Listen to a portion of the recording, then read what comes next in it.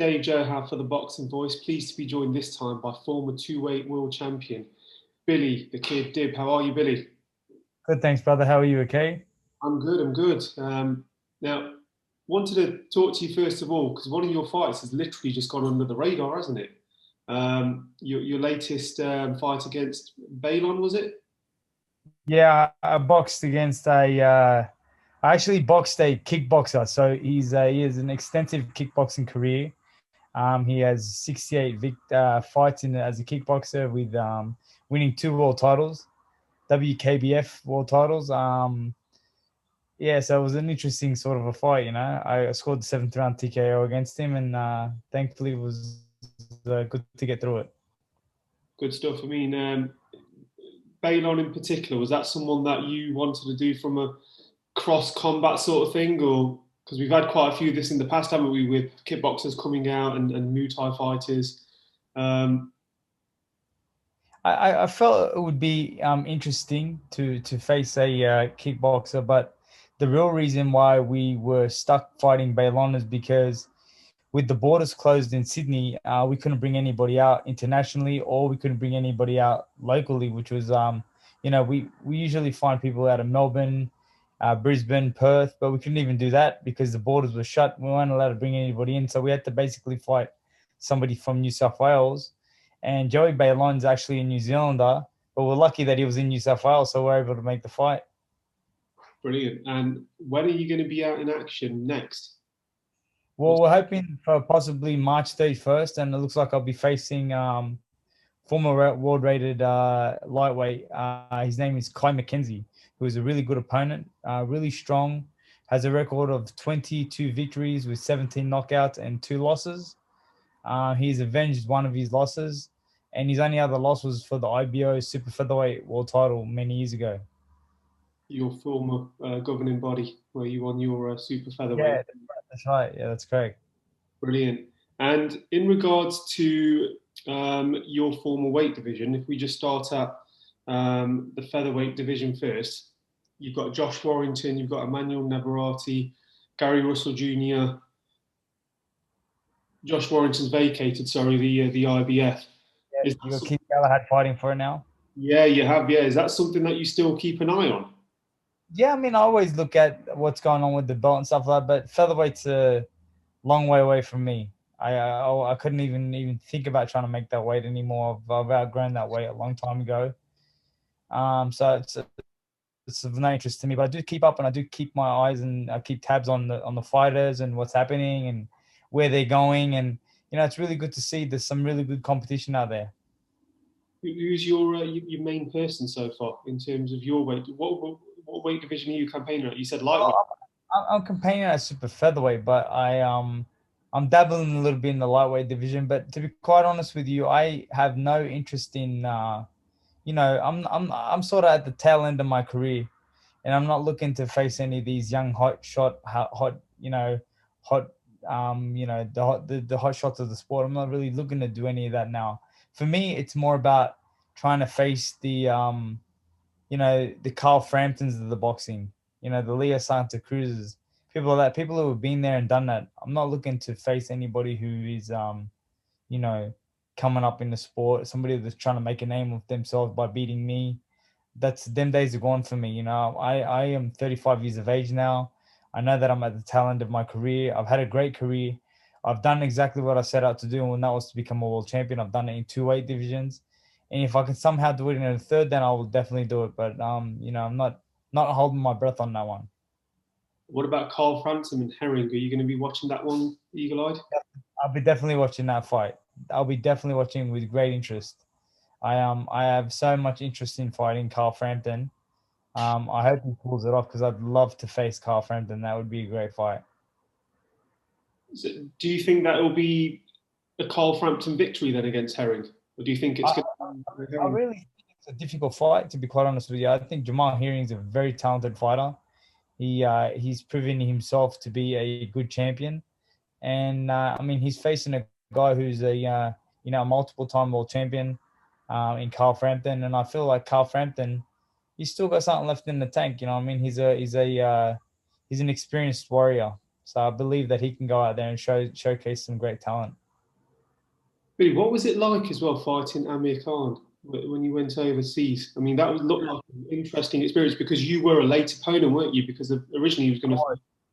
Yeah. It was something like 12 days notice, to be quite honest with you. I was shocked when the offer came through.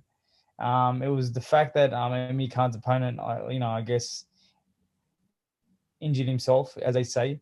But I think there's other reasons why they couldn't make that fight happen. But I just felt like I knew Amir was going to be the bigger guy. And to be quite honest with you, I just looked at it like it was an amazing payday and a way for me to to sort of it was a really good payday, and it was something that I could look forward to putting away for my son and my wife, and putting some things in place. So I'm just grateful that Amir chose me. I mean, he had really no other choice because at the time when I fought Amir Khan, you needed a visa to get into the UAE, Mm. and I had a visa at the time. Hence the reason why they said, "Hey, would you fight Amir Khan?" When they first offered it to me, I was like, "You got to be crazy," you know what I mean? Like the weight difference it's no joke, it's a big weight difference. There's weight difference for reasons, you know what I mean? And I said, I'm not interested. Then when they offered the money that they offered, I was like, how can I turn it down?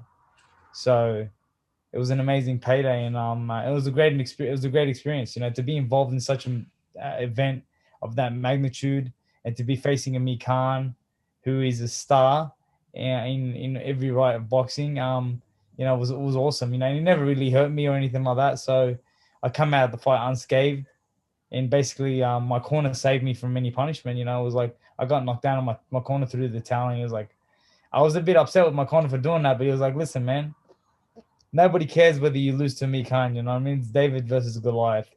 You got a good payday. Let's come out safe, and we'll live to fight another day. And I was like, you're right. It's all good. Yeah, because I was thinking as well, you fought at welter, didn't you, at that fight? So you could tell straight away.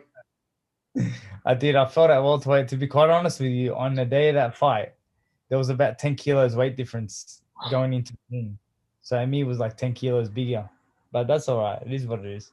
I mean, he's done it the other end when he stepped up for Canelo. So the weight. Well, not quite, because Amir really carried the weight, moving up there. I didn't. Yeah. They gave me 10 days notice or 12 days notice to come up from super featherweight to welterweight. And basically all I did was just stop training and just start eating. And the food there is good, I've heard. Um, in regards to super fights for this year, then, I mean, you want Carl Frampton after Herring. Hopefully that does happen. But what other fights are you looking forward to? Because we've had loads announced, haven't we?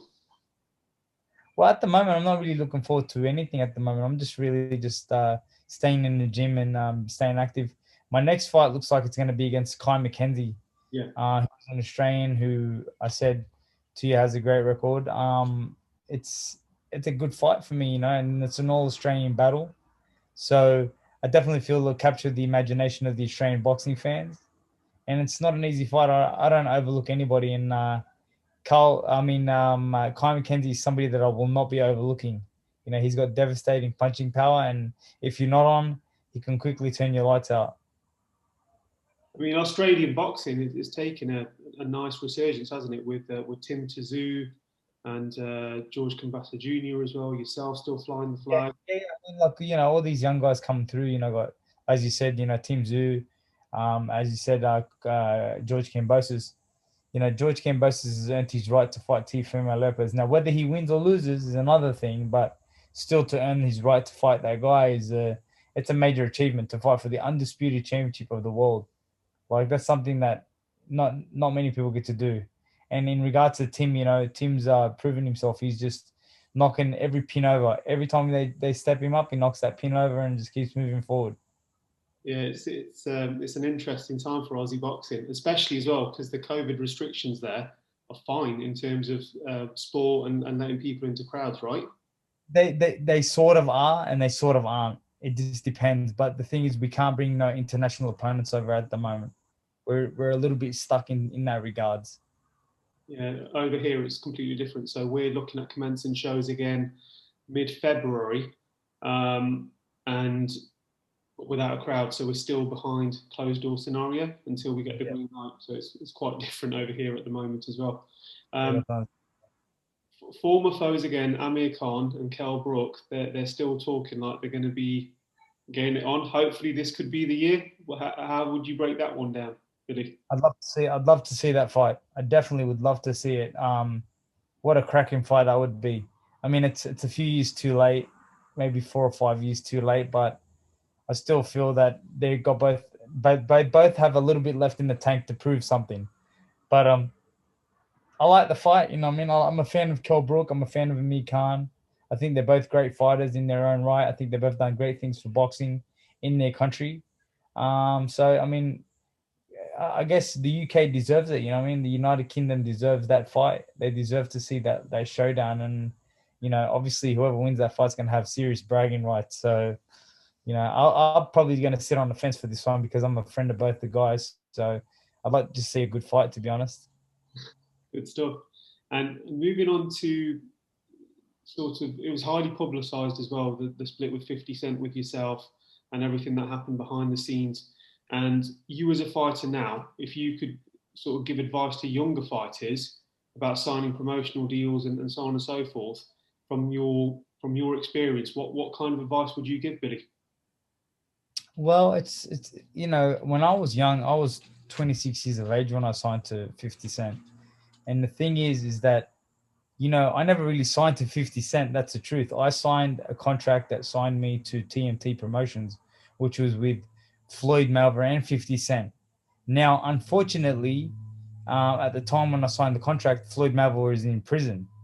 So his signature wasn't on the contract, but his name was on the contract, but his signature wasn't on there. So unfortunately, you know, when 50 Cent and Floyd fell out, I was stuck with 50.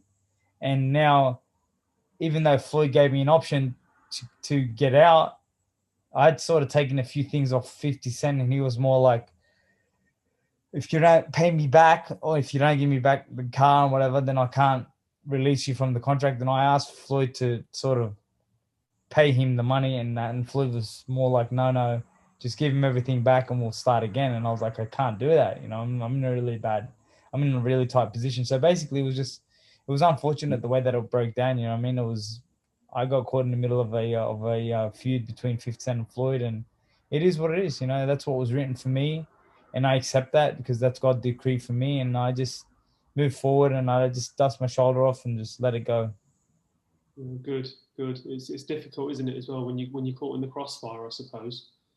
Definitely. You know, to be caught in the crossfire of two major stars like 50 Cent and Floyd Mayweather it was hard. It was hard. It was so hard, you know, and I was in a really difficult stage of my life at the time when that was all happening. So, you know, but that's life. That's what God had written for me, and it is what it is. You know, I've dusted myself off and I've moved on with life now. Brilliant. How often are you out in the gym every single day now? What's the training schedule? Yeah, at the moment I'm training 5 and 6 days a week. You know, I'm in the gym constantly. I'm training, I'm running, I'm sparring. You know, I just fought last week, so when I'm already back in the gym, I started on Thursday, so I had a few days rest, and now I'm back in on Thursday, and then hopefully getting ready for March 31st against Kai McKenzie, and then we'll just see what happens after that. But to be quite honest with you, whether I box again or don't box again, I mean, all depends on the performance against Kai McKenzie, but I'm more or less leaning towards that being the swan song, and maybe, you know, sail off into the sunset and retire from the sport of boxing. Unless, of course, a big fight with like Carl Frampton or something like that comes up, then that's something that would entice me. But other than that, I'm not really looking to be anybody's opponent, or I'm not looking to be just in another fight. You know, I'm not trying to do any of that anymore. I want fights that mean something. You know, I want legacy fights. If it adds on to the legacy, then I'm all for it. But if it doesn't add on to the legacy, then I'm not interested. You still have had a fantastic career, regardless of what happens on the 31st, right? I mean, two-weight world champion, two governing bodies. You fought, you know, the likes of Tevin Farmer, Amir Khan, just to name but two opponents. You're a household name in Australia and worldwide with boxing fans. You can't. I'm lucky to have a record of 47 wins and 6 losses. And I could tell you now, my 6 losses, and not many people could tell you this, but, you know, my 6 losses come in the WBO world title fight against Stephen Loeveno. My Uh, Other losses are in IBF 4 title fights against Evgeny Gradovich twice. My other loss is against Takashi Miura in the WBC world title fight. And the other loss is to Tevin Farmer in an IBF 4 title fight. So really, when you think about it, I've only ever lost in world title fights. And then I've lost that, whatever you want to call it, that fight to Amir Khan. It was for a WBC international title. But, that was a David versus Goliath thing. And it was something that obviously a lot of people were like, man, you got a lot of nuggets to get up and fight Amir Khan at that weight. You got some serious balls on you. And I was like, man, look, that's boxing. I mean, you take opportunities, and that was the opportunity to try and shock the world, I guess. Unfortunately, I didn't land nothing of significance to hurt Amir, which I probably wasn't going to be able to land anything like that anyway because he was so much bigger than me. But it was an experience, you know what I mean? So 6 losses in my career have only been at the highest caliber or at the highest level of boxing. So I'm really proud of what I've done. I was just a young kid growing up in Engadine who had a dream to become a world champion, and I pursued the dream and I did it. You know what I mean? Like, dreams do come true. That was my dream as a young boy, and I made it a reality. Which is amazing. I mean, what's the plan after boxing? I guess, I'm working with some really good people right now. I've obviously got the guidance of my family. I've got my older brother, Emad, who manages the majority of my career. I've got good people like a gentleman by the name of Sid David, who I work with closely, another man by the name of Atel Hakakat, and an advisor whose name is Angelo Sandopoulos. Sarandopoulos is family to me, and so I've got good people around me. When I fought Tevin Farmer and I retired, I retired without a plan. I didn't have a plan, but now I have a plan in place. So I'm life after boxing is going to be okay. And then on top of that, I have my beautiful wife and my son. So there's more than boxing. There's more to life than boxing. And having my wife and my son by my side is very important for me. So I just want to do the best that I can in my life to make sure that I give them the best. Do you think people are advised what to do afterwards? What's it like as a boxer? Is it a case of I've retired, and do you have, I wouldn't say any support, but it's all on you. It's all on the boxer, isn't it? If there's no plan, Well, the thing is, if you retire a really wealthy boxer, then you're okay. And a lot of fighters, they don't retire wealthy. A lot of fighters live in the fast lane, and they retire with nothing. But I'm being blessed that through my faith and through my family, that I've looked after whatever wealth God has blessed me with, in order to make sure that life after boxing is okay. So in regards to getting a job, I wouldn't say I would necessarily get a job, but I just want to get involved in some business things and just try to, whatever I'm doing in my life today is not for me anymore. It's for my son and my wife. That's the most important thing to me today. Absolutely fantastic. Billy, thank you for your time today. We'll be in touch again after the fight. Good luck to you on March the 31st. Where can people watch it? Is it going to be broadcast? Well, I think if we're lucky, it may land on the undercard of Tim Tszyu versus Dennis Hogan. So as the main support, so it'd be a I guess a twin bill. It'd be a co-main event. And it's going to be a big event. So I mean, boxing fans around the world definitely be able to tune in. It'll be on pay-per-view. So guys, tune in and show your love and support. And we're just going to do the best that we can. Yeah, hopefully. And then just one thing that's just come to my mind now. Tim Tszyu is very close now on getting that world title shot. How do you see his chances against the Elito there, against the Charlos and Texieros? I really don't know, to be honest with you. All I know is that Tim's working hard, and he's proven himself fight after fight. You can't write him off, but obviously, the Charlos and the Jared Hurds and the Julian Williams and all them guys, they've all proven themselves. Tim's proven himself on a domestic level. We just need to see what he does on a world level. But I would definitely say, look, I would definitely give him a chance against anybody in the world, because he's very skilled. He's taught very well by his uncle, and he's got the support of his father, Costa Tszyu. So he's had great teachings, and this young kid is determined and he's hungry. Brilliant. Thank you so much, Billy. All the best from the Boxing Voice. And again, good luck on March the 31st.